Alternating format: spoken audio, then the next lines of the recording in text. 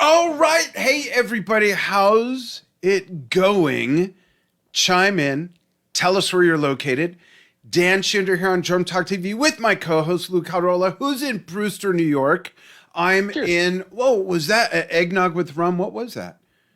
An absinthe. Nice. And I'm in Globe, Arizona, 100 miles east of Phoenix, up in the mountains. Chime in. Tell us where you are. Tell us who some of your musical influences are, whether you're a drummer, harmonica player, saxophone player, God forbid, a guitar player. But tell us who your influences are. That's what this show is all about, Under the Influence. And I know, our friends Foghat have a record album by that name. We didn't copy it. It's because Lou and I love to talk about our influences. We decided to make a show about it, and we each feature two per episode now. Our first, this is episode 2, welcome. Our first episode, we featured, I think, 4 each, and it was like a 6-hour show, something like that. So we decided to feature 2 each. However, I'm featuring one, and I'll explain when it's my turn. But first, Lou. Say hi to Lou, everybody. Lou, say hi to everybody. How are you, brother? Good afternoon. Thank you so much for having me again. This has been a blast so far. Looking forward to it. Hope all is well with everybody out there. Absolutely. So before we dive into the first influence feature by you, Lou, I have a question. And this question's all our questions for each other, folks, are also for you in the audience. So feel free to chime in on whatever.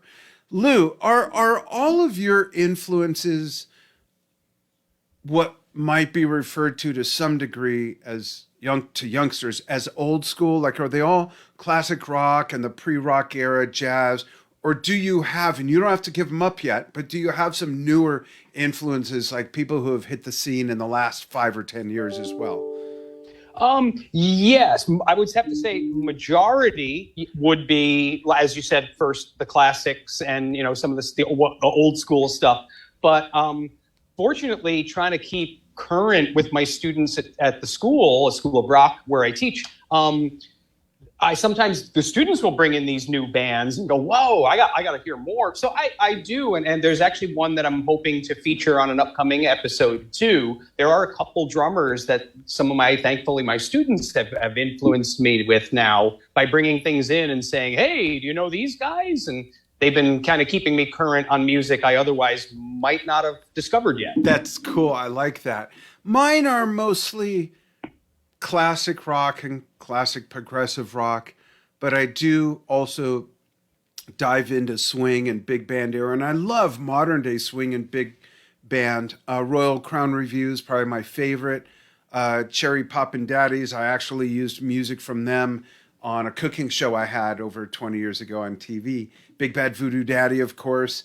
And my son, who's our associate producer, texted me, why does it say episode 1 at the bottom? And I'm thinking, bottom of what? And I just realized I did not change that on our player. So, folks, this is episode 2. My bad. I forgot the episode number was even on there. I just dropped it into the program. Stephen Schinder, thank you very much once again for straightening me out. So, Lou, let's dive into your first. Oh, I do have some newer influences as well. Maybe we'll do a special episode on just newer influences together sometime soon. There you go. Cool. That sounds good. Great. Lou, who's your first feature? And tell us who it is, why they're an influence, and why you chose what you're going to demonstrate.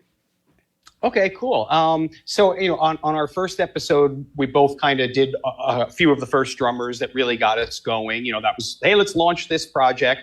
So for this one, this episode starting to think of drummers that were someone that really made an impression on how I approached the kit or opened my eyes to something that I wasn't practicing enough or hadn't yet paid attention to. And then, hey, Lou, take a look at this.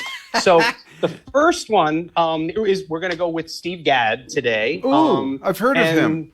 Yeah, he's a couple people have told me he's been on a few records here and there, so I figured I'd look a few up. Yeah. He's done a couple.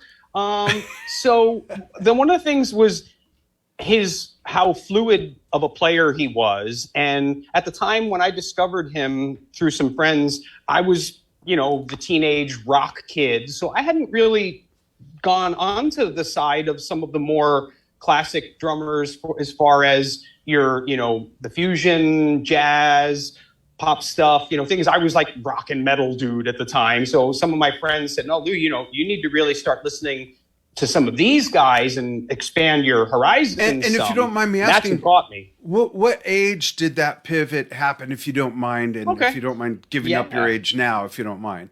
If you mind, you can make some shit up. No one will know. Not at all. No, don't mind Someone at all. out there Going into 55, I'll be 55 in a couple months. Oh, okay. So this was probably, I'd say, around 12, 13, 14, right in there. Oh, okay. Was when a lot of, I started playing, I started getting access to a kit at 3 and 4, but it didn't take it, it was knocking around. I took it seriously at about 10 or so.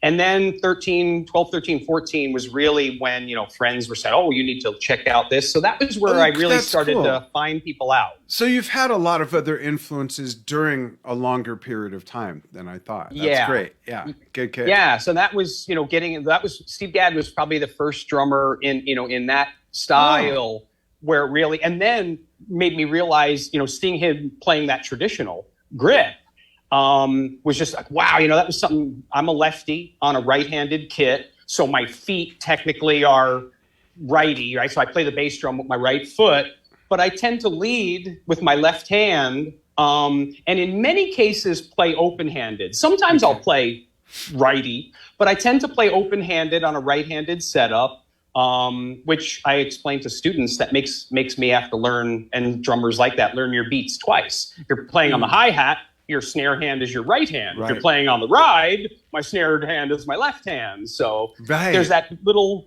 bit of ambidextrous work to it. And again, Gadd playing traditional, he's just so fluid and just so mind-blowing to watch him play. Yeah. The example that I have here that I did a play along with was, 50 Ways. I mean, that's like, when you think of Gadd, that's often one of the songs that'll come up first when people talk about it. And the thing that blew me away, not only was the beat and how, smooth and cool it was, but when watching him, when I finally learned it, I would play it as a righty, thinking that was how it was supposed to be played. And then watching him play it, he does those hits on the hi-hat with his left hand. Traditional grip too. Yeah. And that was just so like, whoa, that's so not what I thought it would be until I saw him do it. So that was what I used for the clip for today's influence. That's really cool. So should we show his solo first? Sure. Okay. Yeah. Let's say we got to see the man first himself. Yeah. And folks, by the way, when I'm looking over here, I'm not watching cartoons or Gilligan's Island. I'm watching the show to see if people have comments. So let us know where you're watching from. Let us know who your influences are. Let us know what you think of the videos. We're each going to Lou's going to show his influences and he's going to play. You'll see that. And I don't have a video, I'm just realizing, of my influence. I just have me playing to it. I had to kind of rush to get ready. Anyways, here we go with a killer Steve Gadd solo. As soon as I open the right program to play it with. Here we go. Check this out, folks. Then we'll be right back.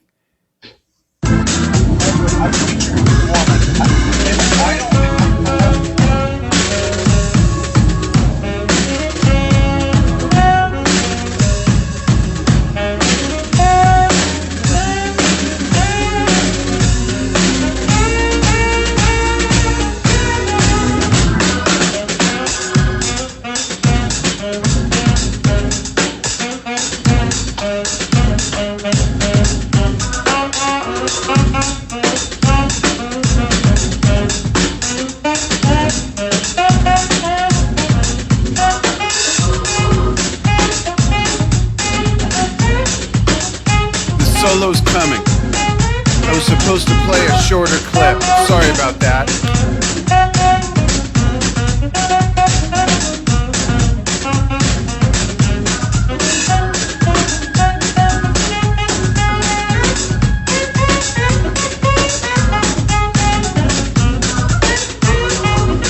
Lou, I played the wrong clip, didn't I? No, that's the right clip. It's just we were going to just show shorter segments. Okay, that's cool. The right clip. I just want to make sure. Just want to make sure. You're good. tell us about what we're going to see you play. So, as mentioned, with Steve's 50 Ways beat, I thought originally I thought it was just played, as a right-handed player with that traditional grip. And then after finally, that internet thing hit, where we could look videos up back then, I was playing it wrong for many years when I first started, and then get to see him play it. I was so interested at just the sticking and how he did the sticking on that beat. And so I did a segment here that we'll see in the clip where it's basically the end of the chorus through a verse section around, where we get to watch a little overhead using the technique that Steve used with that left-hand traditional grip on that pretty cool 50 Ways groove. Right. And by the way, I want to mention before we show the clip, my dad loved this song. And I remember being in the car with him when it came on the radio, when it came out. And he turned to me and he said, "Danny, you've got to learn this." And I couldn't tell him to get out of the car because he was driving. But yeah, hi, Dad. He's upstairs. I mean, not in my house. I mean, he's upstairs, So here's Lou with 50 Ways to Lose Your Lover. Here we go. And get yourself free.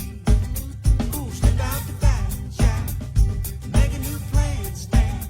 You don't need to be called wrong. You just listen to me. Hop on the bus, Gus. You don't need to discuss much. Just drop off the key, Lee, and get yourself free. She said it grieves me so to see you in such pain. I wish there was something I could do to make you smile again. I said I appreciate that. Would you please explain about the 50 ways? She said, why don't we both just sleep on it tonight? And I believe in the morning you begin to see the light. And then she kissed me, and I realized she probably was right. There must be 50 ways to leave your lover. 50 ways to leave your lover. You just slip out the back, Jack. Make a new plan, Stan. You don't need to be caught raw. Just get yourself. So cool. First of all, I love your playing. When I watch other drummers play, it makes me, I gotta practice. And you were just so smooth and so tight, and it's a beautiful. Oh, thanks so much. Yeah, absolutely, and it's a beautiful kit, and it's a really nice piece to be smooth and groovy and tight on as well. And I have to ask, what is that little like chopper symbol that's right above your hi-hat? What is that? Oh, yeah, that's on the more recent line of the Zildjian FX stacker. Oh, okay, So nice. it's got like a little aerated symbol with like looks almost more like an unfinished version of the symbol underneath it. And they come in, I want to say 8, 10, and 12. I might be a little wrong. There might be a 14 as well. But yeah, they're great little sound effect symbols there. That's cool. And very, very affordable. Very nice. That was great. I love that kit Thanks. too, which people will see a whole different view of in another video. Really great playing, and it was neat to watch you because I've seen Steve play it, but I've never seen from that angle. That's a great angle cool. to show that, which was cool. And that's some dexterity, whether you're right-handed or left-handed, just that coordination to do that. And you mentioned when the internet thing came out and you're able to see him do that and go, whoa, he's doing it with that hand. When I saw my first concert was Led Zeppelin, and John Bonham being a right-handed player, when I saw him crash the crash symbol on his left side with his left hand, like that never occurred to me. And I thought, oh my God, that makes so much sense. So that made me really work on my dexterity even more. I'm naturally pretty ambidextrous, but I never thought of applying that to the drum kit, hitting that cymbal over there. So that was really cool. I developed that back when I saw them. I was 14. And for age context, since I asked Lou, I'll give it up. I'm 50 something. I'm 59. I'm in my last few months of being 50. So I'm going to make sure the 50s remember me for sure. Cool. I'm gonna add a little light here, so it looks like I'm getting a little dark where I am. So Yeah, no worries. That was great. a little better there. Yeah. So my influence I want to feature, I decided to wait on because he had passed away. It's Alan White of Yes, who I knew since 1989. And of course, when I started Drum Talk TV, he's one of the first ones I thought of. He was on the show many times. He's a great musician, a songwriter, a great drummer. He sung. I mean, he really flew with the Blue Angels. I mean, dude was all over the place. Great family man, really a wonderful person. And I chose just him to feature today, but I chose 2 songs to feature. So I'm going to talk about that. This first one is, if you follow Drum Talk TV and you've seen Dan's Almost Daily Vlog, that's my show I do where I play some of my favorite stuff, talk about it, and even try stuff I've never played. You've seen me play this a few times probably. It's Future Times and Rejoice from the Tormato album. So I took a little excerpt of each. And what I love about these 2 pieces I stuck together is one is very rudimentary and repetitive. In fact, the repetitive part that's rudimentary that you'll see, Alan played on a Ludwig TDR marching snare that he had to the left of his hi-hat. I'm playing it on my regular snare because I don't have a secondary snare set up right now. And then you'll see it crossfade into a different part of where it goes into Rejoice. He's playing this really neat sort of syncopated beat with a little bit of foot flutter. And I really enjoy playing this, and I love this about Alan's playing as well. So that's my first example. Here we go. Go easy on me, folks. I haven't played in a week. And I did this right before the show. That's okay. No excuses, right? If it sucks, it sucks. Here we go.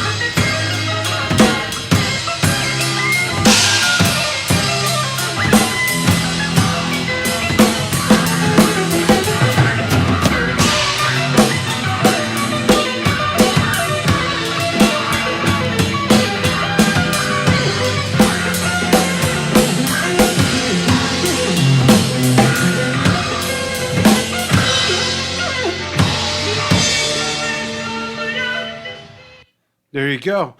I forgot this. Some of Very that nice. left-hand stuff I was talking about is in there. I even forgot that. Really great stuff. Thanks. I really, really dig that song and his drumming in that. So back to you, Lou. What's the next feature we have from you? Oh, okay. So, And then I'll yeah, show Alan's second one after that.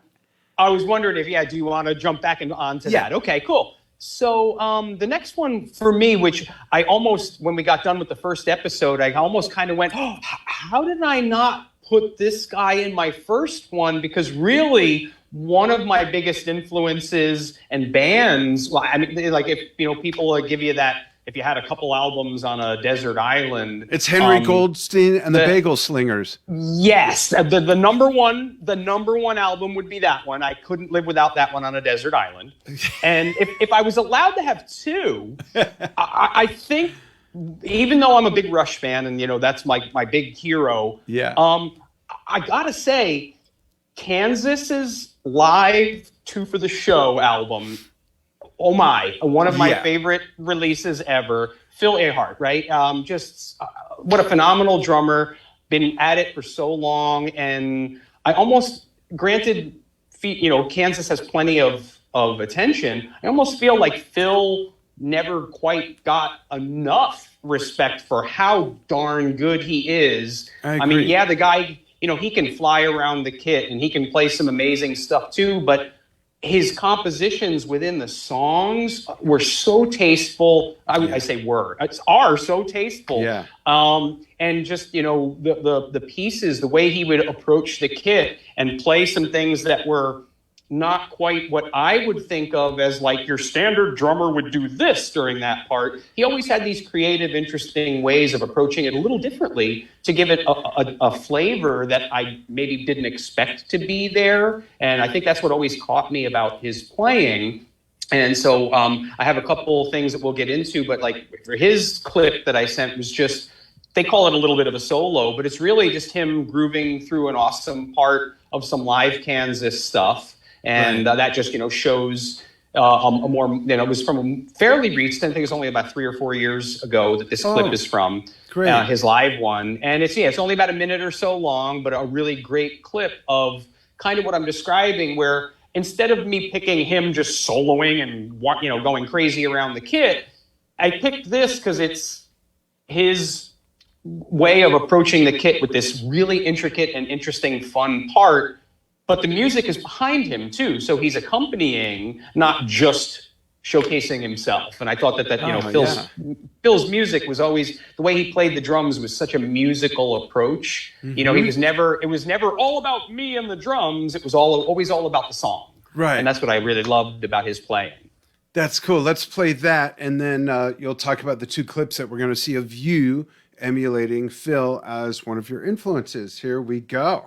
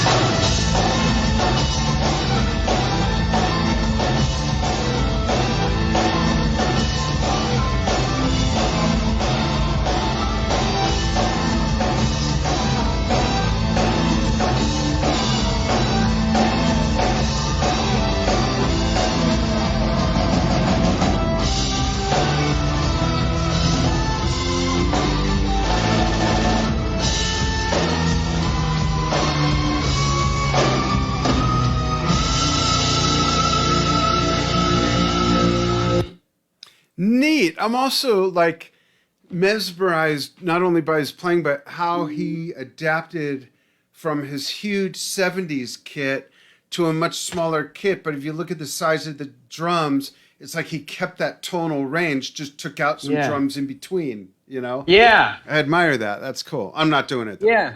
That was right. If I can bring more, I'll bring more. Yeah. That was cool. I like that. That's why I loved his that kit, like you're mentioning. I'm glad you brought that up too. I did notice that in the more recent tours, the kit got more compact, but that looks like such a beautifully,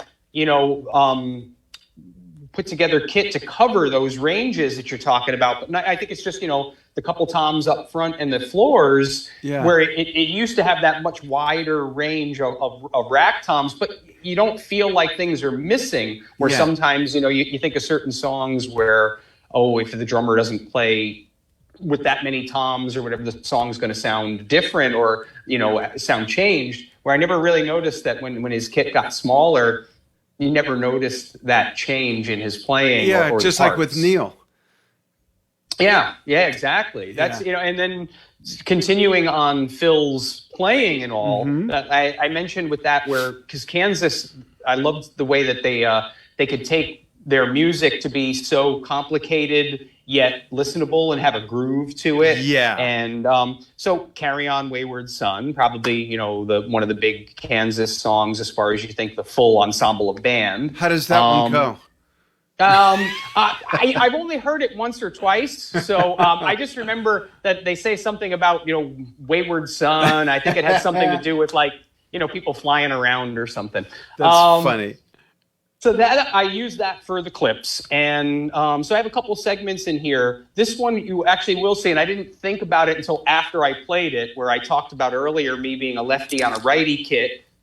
Phil is a righty on a righty kit. So I actually noticed when I went back and looked at the clips and went, oh, although I played the parts accurately, I played it open-handed, which is not accurate to the drummer who played the part, really. But this will show a little bit of my lefty on a righty kit side. But we'll go with the intro from Carry On Wayward Son, because I just love that instead of coming up with something where I played along to something that had these big blazing fills and all, which, that's fun for us drummers. I just love how these parts in Wayward Son were constructed just to go behind the music and really support the grooves and the riffs that were in the song. Yeah. So we'll go with that first intro clip and I'll talk a little bit more about that from Carry On. Cool. Here we go. Check this out, folks. Don't you cry no more.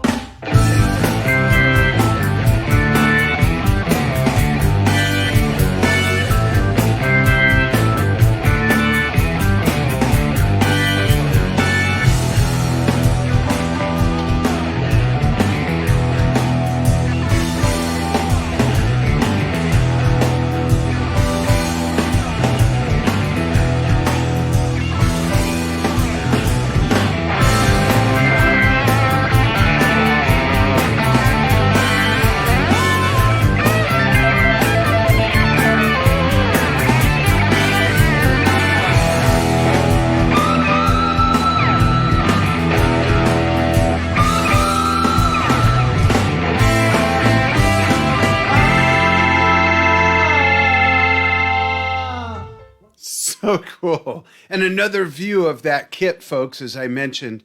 That I love the finish on that. You mentioned that on the first episode. This is the second, folks, even though the players is episode 1. That's my fault.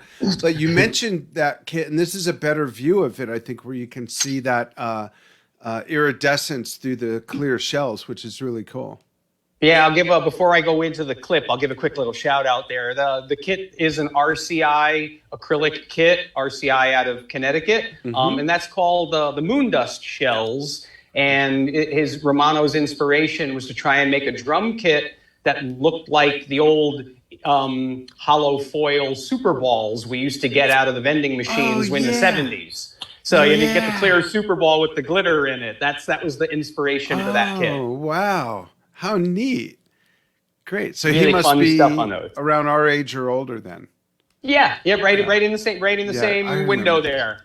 Yeah. Cool. So that's Very the inspiration for the Moondust kit there. So but now back to Phil's part with that, there is like I mentioned, that I think Kansas and Phil's approach, I was always a more is more guy, like lots of fills and a big drum kit, and I still am. But I think Phil and Kansas was what started to make me appreciate that the music and the parts can still be complicated, but it can be about the groove and the parts too. Definitely. And really made me understand how to approach, because I love prog music. That's my heart and soul. That's my big love is, prog rock, prog metal, things like that are my first love.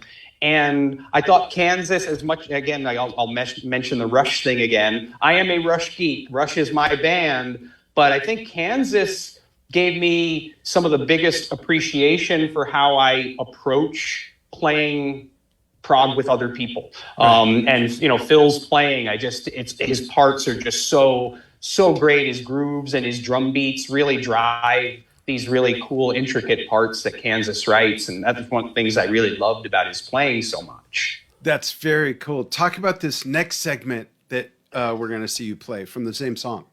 Yeah, so this gives a little bit more, I'm just going to do the outro of the tune here. And it still kind of continues with that emphasis on, it's really about the parts and the drums following and complementing the music that's going on. But this is, he breaks it out a little more. Everybody that knows the song, it kind of evolves as we go, and he gets a little more, but it's not, I'm not doing clips where there's like this big barrage of, crazy fills and toms and cymbals everywhere. It was just all about the tasteful construction of the parts in this song from start to finish. So I just used this as the second highlight, which is, again, the outro for Carry On. Very cool. And this is it right about here.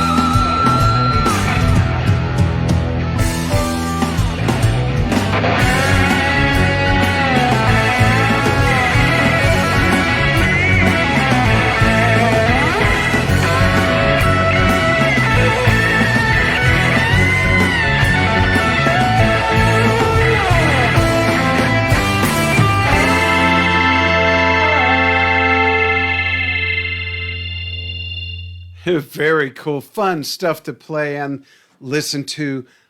Give a shout out to the gentleman that you got these tracks from, because people are probably listening going, what version is that? It doesn't sound live, but it's not the studio version, I know. And feel free to give out his website, and Stephen will put it in the comments. Actually, thank you for mentioning that and giving me a chance to put that out there. Is during that weird time there we had where it was COVID lockdown, a friend of mine, bass player from Connecticut, Vin Scudo, and Vin said, hey, none of us musicians can play. Our gigs are canceled. Our tours are canceled. We can't even safely rehearse with people at the moment. But musicians, we want to be creative.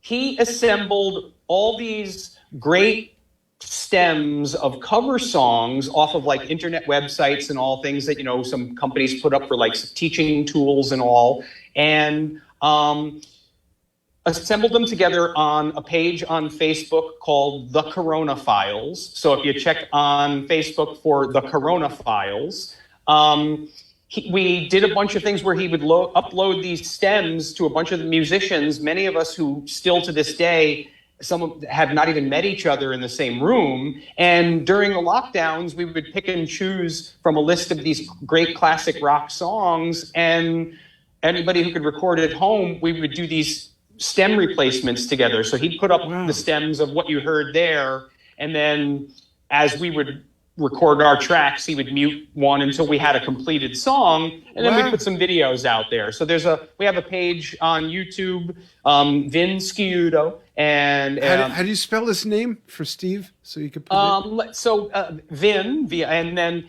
Sciuto. Sciuto. Yeah, let me correct myself and make sure I'm spelling it correctly. But and Vin, on Facebook, it's The Corona Files. I believe on YouTube, it's the same name. Okay, so Steve, you could tag that Facebook page if you don't mind in a comment and in the description. That would be great, even if you need to go back after in the description. But we'll go ahead and tag him, give him some credit, because that's really cool stuff. I love that.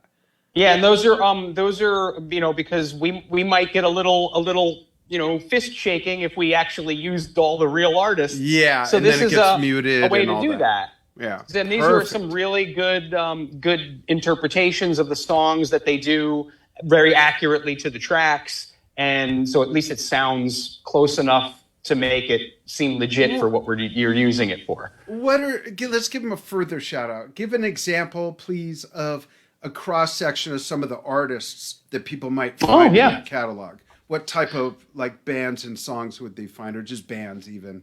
A lot of the ones that you mean that we've used that were used for the coronavirus. Yeah, they're in there. If people were to go and search and find something, what might they find? What bands?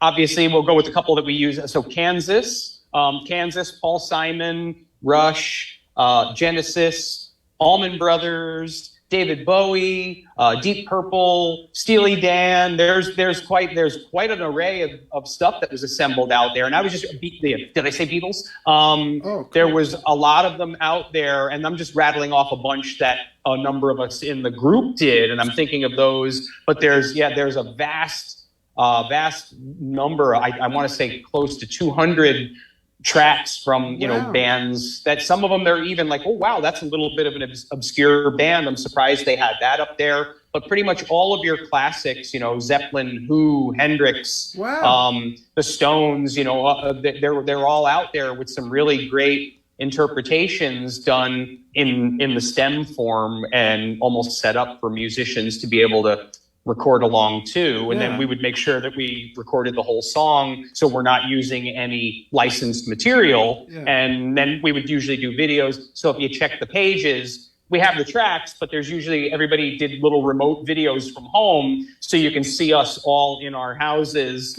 in our little rooms. As a matter of fact, I got to be honest. The Carry On clips, I didn't record those this week. Those were actually taken from the segments for the Coronavirus. And that's okay. Yeah, that's really cool. I'm going to go through it and pick some stuff out. I've already got my influence, one of them, for the next show. I'll pick out another one, and I'll do it from that resource.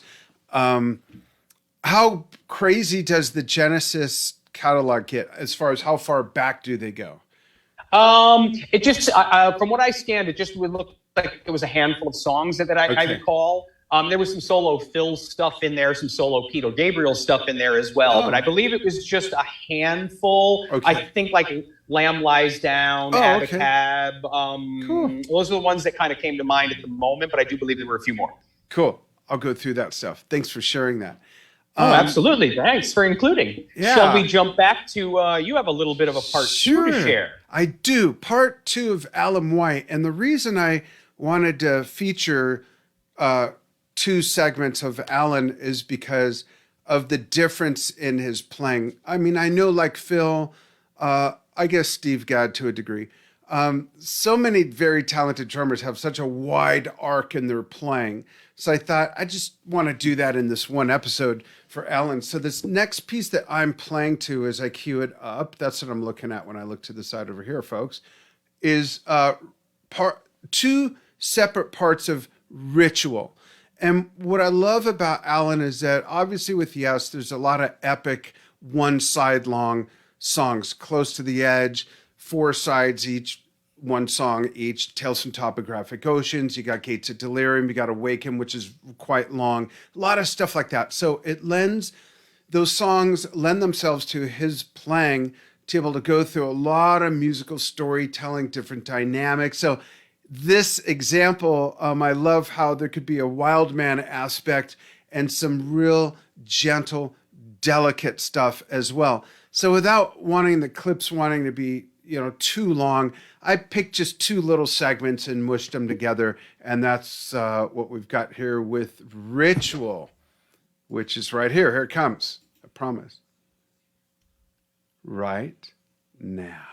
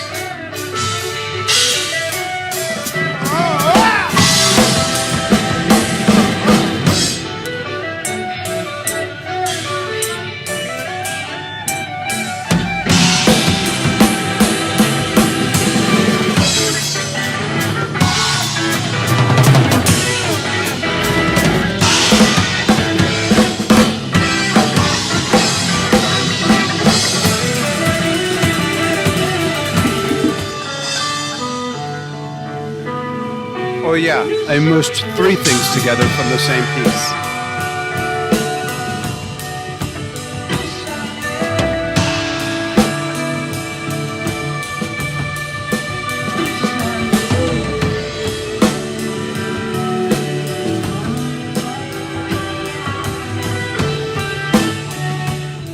There you go. So I put three pieces together that from the same long 20 whatever minute, 30-minute song to show different aspects of Alan's playing in one composition.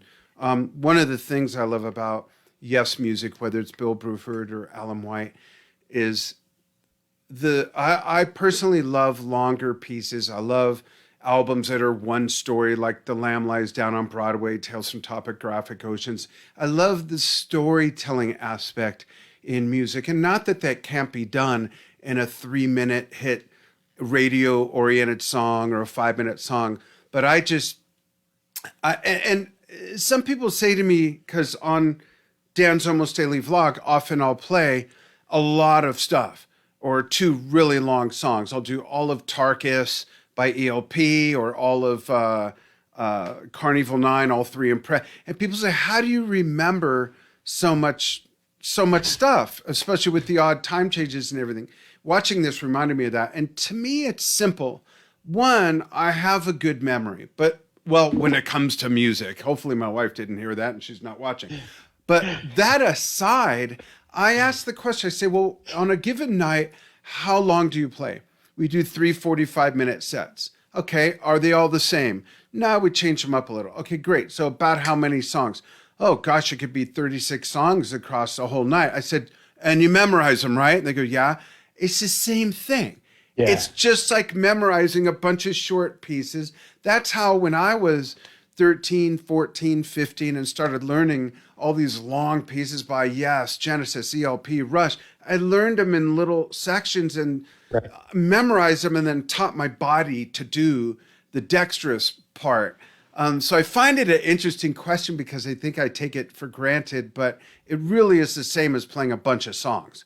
It's just all the same story. That's how I look at it anyways. Makes sense? That's true. Yeah, I like that you mentioned the storytelling aspect too, because you're absolutely right. I mean, 1 3-minute song can tell an amazing story, but I've always, I like the storyteller aspect. So if it's a 20-minute song, I get that much more of the story. It gets to go into that much more detail. Yeah. So that's where the fun part of it for me is as well. And then just want to mention something with Alan. I mean, such an amazing catalog with Yes, and holy smokes, if you get known for that, and here's a drummer who's played with John Lennon, yet he's more known for Yes, yet he played with a Beatle, and he played with two. That's right. Yeah, played with George Harrison too. George. And just the fact that he's done so much and been on so many iconic things, and it just kind of goes to say on how accomplished he was as a drummer is, we know him as Yes, yet hey, don't forget this guy's played with two of the Beatles too, and some of the most iconic songs. Right, I was just gonna say that he's probably on arguably, well, there is no argument. This is how it is. He's on a song that represents an entire generation and movement with Imagine. That song is the 60s more than anything by Hendrix or Cream or, sorry people, but I really believe that embodies that whole generation, 60s, 70s, hippie movement, all of that. And he's on that song. It's crazy.